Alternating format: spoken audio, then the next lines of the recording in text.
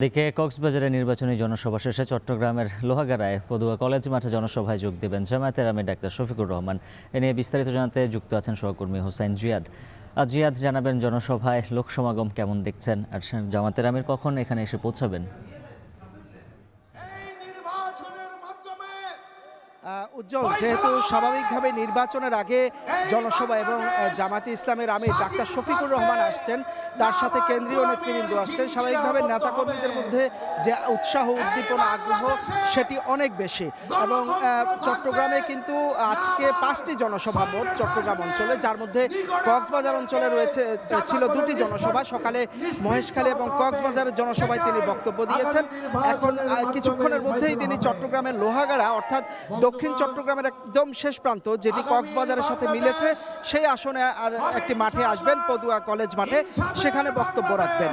এবং এরপর চট্টগ্রামের সীতাকুণ্ড অর্থাৎ উত্তর জেলা, যেটি ফেনীর কাছাকাছি অঞ্চল, সেখানে দ্বিতীয় জনসভায় বক্তব্য রাখবেন এবং রাতে চট্টগ্রাম নগরীতে বন্দরে বক্তব্য রাখবেন। এরই মধ্যে আমরা দেখছি চট্টগ্রামের পদুয়ার যে মাঠটি, যে লোহাগাড়া আসন, সাতকানিয়া লোহাগাড়ি আসন, এটি এমনিতেই জামায়াতের দুর্গ হিসাবে পরিচিত। এখানে শাহজাহান চৌধুরী, তিনি আগেও নির্বাচিত হয়েছেন জামাতের অর্থাৎ দাঁড়িপাল্লা প্রতীকে, এবং এই আসনটি দুর্গ হিসাবে পরিচিত। আমরা দেখছি যে সকাল থেকে নানান প্রান্ত থেকে মিছিল নিয়ে আসছে। সাতকানিয়ার পাশাপাশি এখানে বান্দরবান, সাতকানিয়া, পটিয়া, বাঁশখালী, আনোয়ারা, বোয়ালখালী, এইসব আসন থেকে নেতাকর্মীরা আসছেন। এবং মূলত 11টার পর থেকে এখানে আমরা দেখেছি মঞ্চের নেতাকর্মীরা মূলত ভাষণ দিতে শুরু করেছেন, এবং তারা যেটি বলছেন যে আগামী যে নির্বাচন, 12ই ফেব্রুয়ারি যে নির্বাচন, সেই নির্বাচনকে ঘিরে তারা প্রতিশ্রুতি দিচ্ছেন।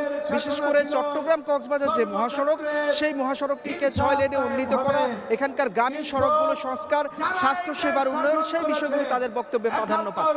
একই সাথে তারা গণভোটে হ্যাঁ ভোট দেওয়ার জন্য জনগণকে বা তাদের নেতাকর্মীকে উদ্বুদ্ধ করছেন। বলছেন যে আগামীর যে ভোট, সেই ভোটটি আসলে গণতন্ত্রের দিকে যাত্রার একটি নতুনভাবে যাত্রার নির্বাচন এবং নতুন করে বাংলাদেশকে গড়ে তোলার নির্বাচন।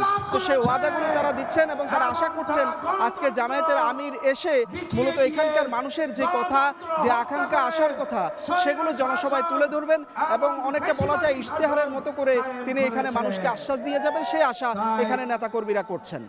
উজ্জ্বল।